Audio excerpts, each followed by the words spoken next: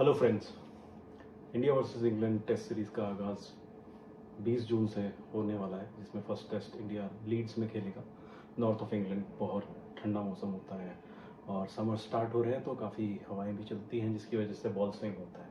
ये स्ट्रैटेजी है इंग्लैंड की तरफ से कि लीड से शुरुआत करें ताकि इंडिया को हॉस्टाइल कंडीशंस मिले और वो उनका फ़ायदा शुरुआत में उठा के प्रेशर बनाए। आज हम क्या करने वाले हैं, एक यंग स्क्वाड विराट कोहली और रोहित शर्मा के बिना इंग्लैंड गया है, तो हम उनके स्वॉट एनालिसिस करेंगे, strength, weakness, opportunity and threats. सबसे पहले बात करें, स्क्वाड की पूरी बात करेंगे, डिटेल में करेंगे, पर उससे पहले हम एक बात करना चाहते हैं कि अपॉर्चुनिटीज़ क्या है इंडिया के पास। रोहित शर्मा विराट कोहली के रिटायरमेंट के बाद एक ह्यूज वॉइड क्रिएट हुआ है, चाहे वो ब्रांड वैल्यू में हो टीम की, चाहे वो बैटिंग स्ट्रेंथ में हो, चाहे वो कप्तानी में हो। शुभमन गिल को रोहित शर्मा की जगह कप्तानी दी गई है, विराट कोहली की जगह करुण नायर को जगह दी गई है और साई सुदर्शन शायद रोहित शर्मा को रिप्लेस करें और केएल राहुल उनकी जगह ओपनिंग करें। तो ये सारी चीज़ों के बाद इंडियन टीम जब यहाँ पे जा रही है तो एक्सपेक्टेशंस बहुत ज़्यादा नहीं है लोगों में। विराट कोहली, रोहित शर्मा बहुत बड़े नाम, तो एक्सपेक्टेशन थोड़ी कम है कि ये नई टीम है, इंग्लैंड जा रही है। इंग्लैंड में हम लास्ट राहुल द्रविड़ की कप्तानी में 2007 में जीते थे, तो क्या करेंगे ये नए लड़के। किसी को कोई उम्मीद नहीं है कि इंग्लैंड में जीतेंगे। इंग्लैंड में इंडिया बहुत अच्छा नहीं खेल पाती है, इतिहास रहा है, 18 साल हो गए हैं जीते हुए। तो कोई बैगेज लेके नहीं जा रही है ये यंग टीम, और बैगेज लेके नहीं गई है जब भी यंग टीम, बिना एक्सपेक्टेशन के जब भी इंडियन टीम कहीं गई है। मान लीजिए 1983 में किसी को एक्सपेक्टेशन नहीं थी और हम वर्ल्ड कप जीते थे। 2007 में किसी को एक्सपेक्टेशन नहीं थी, कोई बैगेज नहीं था, हम T20 वर्ल्ड कप जीते थे। 2021 में जब विराट कोहली वापस आ गए थे और बहुत सारे प्लेयर इंजर्ड थे ऑस्ट्रेलिया टूर पे, 36 पे ऑल आउट हो गई थी इंडिया ने कमबैक किया, सारे नए लड़के थे। तो बैगेज जब नहीं होता इंडियन टीम के पास तो अपने वेट से अबव पंच करना जानती है, ये इतिहास हमें मल्टीपल टाइम्स बता चुका है। तो ये अपॉर्चुनिटी है इस टीम के पास कि इंग्लैंड जैसी कंडीशंस में अगर ये यंग टीम बिना बैगेज के कुछ ऐसा कर दे, या जीत ले या ड्रॉ कर दे, या कुछ भी ऐसा पॉजिटिव रिजल्ट ले आए, तो हिस्टोरिक होगा, एक अपॉर्चुनिटी होगी इनके पास कि ऐसा कर सकते हैं बिना प्रेशर के खेलते हुए। थ्रेट क्या है? थ्रेट ये है कि इंग्लिश कंडीशंस में इन खिलाड़ियों का बहुत ज़्यादा एक्सपीरियंस नहीं है, और इंग्लिश कंडीशंस की बात करें अगर तो थोड़ा डिफरेंट होती है बाकी कंडीशंस से। फॉर एग्जांपल, जब आप ऑस्ट्रेलिया जाते हैं और साउथ अफ्रीका जाते हैं तो लेंथ को थोड़ा सा खींचा जाता है ताकि एक्स्ट्रा बाउंस एक्सट्रैक्ट किया जाए, या गुड लेंथ से ही थोड़ा 2 इंच ऊपर, 2 इंच एक्स्ट्रा बाउंस होके बॉल आता है। पर इंग्लैंड में ऐसा नहीं होता है। इंग्लैंड में होता है कि जो बॉलर्स एक्सपीरियंस्ड होते हैं इंग्लैंड में बॉलिंग करने के लिए, वो अपनी लेंथ को ओवर पिच से थोड़ा सा टैड ऊपर रखते हैं ताकि उन्हें लेट स्विंग मिले, बैट्समैन ड्राइव करने जाए और वो स्लिप या LBW या बोल्ड कर सके उन्हें। ये इंग्लिश कंडीशंस का डिफरेंस है। तो थ्रेट ये है कि इंडियन सीमर्स को बुमराह सिराज जरूर वहाँ जा चुके हैं, पर मेजरली पेस अटैक को उतना एक्सपीरियंस नहीं है इंग्लिश कंडीशंस का। तो ये अडेप्टेबिलिटी इंग्लैंड के पास बेटर है, और उनके बैट्समैन भी ये बेटर जानते हैं कि इन कंडीशंस में बैटिंग किसे करना है। तो ये हमारा थ्रेट है। अब स्क्वाड की स्ट्रेंथ की बात करते हैं, तो हम हर प्लेयर को एक प्रोबेबल प्लेइंग 11 बनाएंगे एंड एक ग्रुप बनाएंगे जो शायद प्लेइंग 11 में फिट इन हो जाए फर्स्ट टेस्ट में, बट मुझे नहीं लगता कि होगा, तो उनको मैंने अलग कैटेगरी में रखा है। और 4 प्लेयर मैंने नीचे रखे हैं जिसको मुझे लगता है कि फर्स्ट टेस्ट में जगह नहीं मिलेगी। तो हर प्लेयर की बात करेंगे, स्ट्रेंथ की बात करेंगे, उनके वीकनेस की बात करेंगे। तो लेट्स decode द प्लेइंग 11।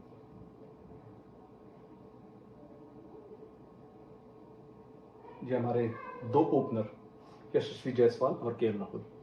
यशस्वी जायसवाल की बात करेंगे आप, तो डेब्यू पे गए वेस्ट इंडीज में, 350 बॉल खेल के 161 रन बनाए। पिच कंड्यूसिव नहीं थी स्ट्रोक प्ले के लिए, बट उन्होंने अपना बैट रोका। जब रन बनाने की अपॉर्चुनिटी मिली तब रन बनाए, नहीं तो अगर पिच में ड्राइव खेलने के लिए बॉल नहीं आ रही थी, स्पीड नहीं थी और पेस उतना बैट में नहीं आ रही थी बॉल, तो उन्होंने बैट रोका भी। बहुत देर तक वो डिफेंस करते रहे, जब अपॉर्चुनिटी मिली तब रन बनाए, 350 बॉल खेल गए।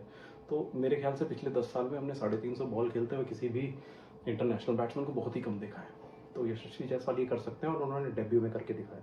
फिर वो ऑस्ट्रेलिया गए, पहले ही टेस्ट में पर्थ में उन्होंने शतक लगाया, बड़ा शतक, और इनकी आदत है बड़े बड़े शतक लगाने की। 2 टूर पे 2 शतक हो चुके हैं इनके। अब इंग्लैंड टूर है, तो स्ट्रेंथ तो उनके पास यही है कि 52 का एवरेज है अभी तक इंडिया में भी परफॉर्म किया है, ओवरसीज भी परफॉर्म किया है। राहुल द्रविड़ और सचिन तेंदुलकर की कैटेगरी में एवरेज बैठा हुआ है उनका। बट एक वीकनेस जो मैं शायद अज्यूम कर रहा हूँ ना निकले, बट मुझे ऐसा लगता है कि एक छोटी सी वीकनेस है इनकी कि हार्ड हैंड से खेलते हैं।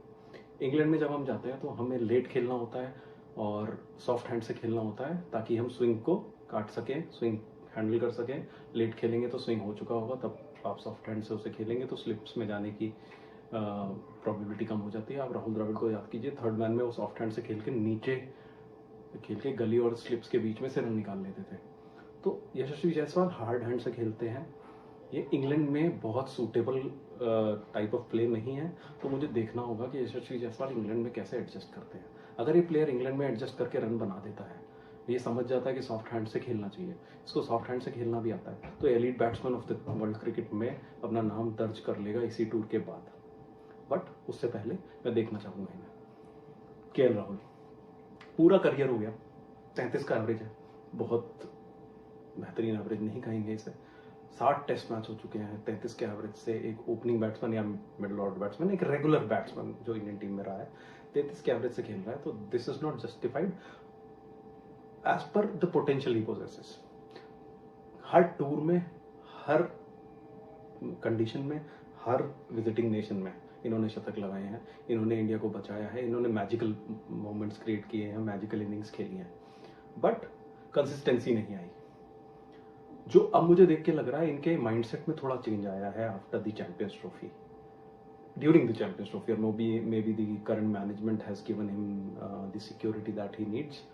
तो इनका गेम प्ले देख के थोड़ा सा भरोसा होने लगा है। ये ऑफ स्टंप के बाद बहुत अच्छा रीड करके लीड कर रहे हैं ऑस्ट्रेलिया टूर से।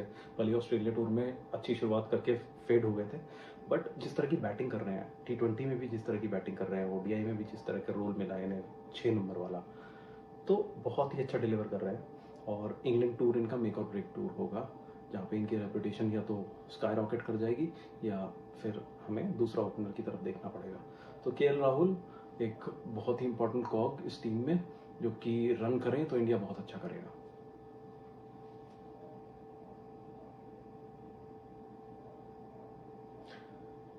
कप्तान रोहित शर्मा के रिटायरमेंट के बाद बहुत बड़ा वाइड था। सब लोग जसप्रीत बुमराह की एक्सपेक्टेशन में थे कि वो टेक ओवर करेंगे, पर due to his injury, due to the career being online due to injury, वो टेक ओवर नहीं कर पाए। उन्होंने खुद एडमिट किया है। और इस वाइड के चलते दो ही लोग थे जिनके तरफ इंडिया देख रहा था, ऋषभ पंत और शुभमन गिल। मुझे नहीं लगता ऋषभ पंत कैप्टेंसी मटेरियल है, वो उनको फ्री माइंड खेलने दिया जाए तो वो ज़्यादा अच्छा डिलीवर करेंगे रेड बॉल क्रिकेट में इंडिया के लिए। और शुभमन गिल एक स्टेबल हेड रखते हैं, भले ही परफॉर्मेंस ओवरसीज नहीं है ये इनकी, बट पोटेंशियल में कोई कमी नहीं है। आराम से रन बनाएंगे, लेट भी खेलते हैं और स्टेबल माइंडेड भी हैं। एक वीकनेस है, इन स्विंग खेलते हुए इनके बैट और पैड में गैप रह जाता है, जो कि इनको काम करने की ज़रूरत है। इंग्लैंड की कंडीशंस में एक्सप्लॉइट ज़रूर होगा। तो शुभमन गिल अगर ये कमी पूरी कर लें अपनी, तो इनको बड़े रन बनाने से इंग्लैंड में कोई नहीं रोक सकता। इनको लेट खेलना आता है, जो कि सूटेड टू इंग्लिश कंडीशंस है। Karun Nair, what a story. 2016 में 700 मैनेजमेंट ने बैक नहीं किया, 2-4 मैच फ्लॉप हुए, बाहर हो गए, स्टेट टीम से भी ड्रॉप हुए थे 2022 में। एंड एक ट्वीट डालते हैं, cricket give me a chance, give me another chance. And देखिए क्रिकेट ने तो चांस दिया ही, इन्होंने कैसे होल्ड किया उस चांस को। विदर्भा के लिए रन पे रन, काउंटी में रन पे रन, और अब इंडिया ए के लिए रन पे रन, दोहरा शतक मार दिया। कोई नहीं रोक सकता इन्हें प्लेइंग 11 में आने से। ये 3 या 4 नंबर में शुभमन गिल और करुण नायर ही खेलेंगे, जो कि इंटरचेंजेबली खेल सकते हैं। 3 नंबर पे शायद करुण नायर आ जाए या 4 पे आए, गिल या 3 नंबर पे आ जाए या 4 पे आए, ये मैनेजमेंट का कॉल हो सकता है। दोनों में से कोई भी किसी भी नंबर पे खेल सकता है कंफर्टेबली।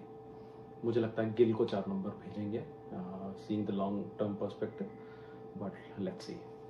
करुण नायर से मैं बड़े रन एक्सपेक्ट कर रहा हूँ। ऐसी बैटिंग डोमेस्टिक क्रिकेट में और रेड बॉल क्रिकेट में, काउंटी में, जहाँ जहाँ मैंने इन्हें देखा, महाराजा T20 में, ऐसी बैटिंग इंडिया में कोई नहीं कर रहा इस वक्त।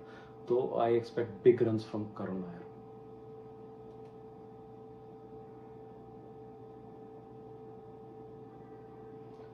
Rishabh Pant, vice captain. अभी किसी ने एडवाइस की ऋषभ पंत को, मैं नाम भूल रहा हूँ, कि आप वाइस कैप्टनसी के बारे में मत सोचिए, अपनी बैटिंग कीजिए जाके। मेरी भी यही एडवाइस है कि आपको ज़्यादा सोचना नहीं है, आपको अपना फ्री माइंड गेम खेलना है। और जो ऑर्थोडॉक्स सेटिंग होती है, फील्ड सेट होता है या अटैक होता है बॉलिंग टीम का, वो ऋषभ पंत डिसमेंटल कर देते हैं अनऑर्थोडॉक्स शॉट्स खेल के। और लाइनअप में एक बैट्समैन ऐसा हो तो ऑपोजिशन को प्लान रीशफल करना पड़ता है अपना। सामने वाला बैट्समैन ऑर्थोडॉक्स क्रिकेट खेल रहा है, ऋषभ पंत अनऑर्थोडॉक्स क्रिकेट खेल रहे हैं, उनको फील्ड प्लेसमेंट होती है और प्लानिंग होती है कि किस लेंथ पे बॉल रखनी है, सारी डिसमेंटल हो जाती है ऑपोजिशन की। ऋषभ पंत का ये फायदा है, वो 40 रन भी बनाते हैं, पर वो सेशन में ऑपोजिशन बैकफुट पे होता है, क्योंकि उन्हें नहीं पता कब आउट होगा, उन्होंने नहीं पता होता कि कैसे आउट होगा। तो Rishabh Pant is an advantage to any team the way he plays in red ball cricket when the team is attacking. What attacking means is attacking field set, attacking lines, attacking lengths. He dismantle it with unorthodox shots. तो field setup भी unorthodox तरीके से set करना पड़ता है ऋषभ पंत के लिए अगर उन्हें टैकल करना है। उसका फायदा दूसरे बैट्समैन को जो रनिंग एंड पे है उसको मिलता है। That's why Rishabh Pant is important. Nitish Kumar Reddy Australia में शतक मारा था। 40-40 रन की बहुत सारी पारियां थी ऑस्ट्रेलिया में जो बहुत यूजफुल थी lower down the order. But एक कमी है, बॉलिंग में विकेट लेने की उतनी कैपेबिलिटी नहीं है, लंबे ओवर डालने की उतनी कैपेबिलिटी नहीं है। इसलिए मैंने इन्हें नंबर 6 रखा है, नंबर 7 नहीं। एज बैट्समैन खिलाना चाहता हूं मैं कि 6 नंबर पे आए, बैटिंग करें और कुछ ओवर टीम को दें, ताकि बॉलिंग शफल करने में, बॉल पेसर्स को रेस्ट देने में ये हेल्पफुल हो। एक आधे विकेट निकाल ले तो बहुत बड़ा एडवांटेज है। रन तो हम इनसे एक्सपेक्ट करते ही हैं एज अ बैट्समैन। बहुत टैलेंटेड बैट्समैन है और बॉलर इन वर्क्स है। आगे फ्यूचर के लिए बहुत अच्छा ऑलराउंडर बनेगा इंडिया टीम के लिए, इसमें कोई डाउट नहीं है।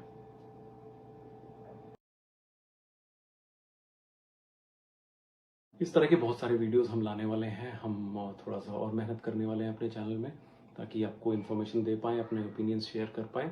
और आपके ओपिनियंस भी हमारे लिए वैल्यूएबल है। तो कमेंट सेक्शन में अगर आप डिफर करते हैं, आप एग्री करते हैं या आप कुछ और कहना चाहते हैं हमसे, तो कमेंट सेक्शन में प्लीज़ लिखिए और हम आपसे इंटरेक्ट करेंगे। हम सारे कमेंट्स के रिप्लाईज करेंगे और एक डिस्कशन, हेल्दी डिस्कशन क्रिएट करने की कोशिश करेंगे, जिससे कम्युनिटी डेवलपमेंट होगा, जिससे ये चैनल हम आगे ले जाएंगे आप लोगों की मदद से, आप लोगों के साथ।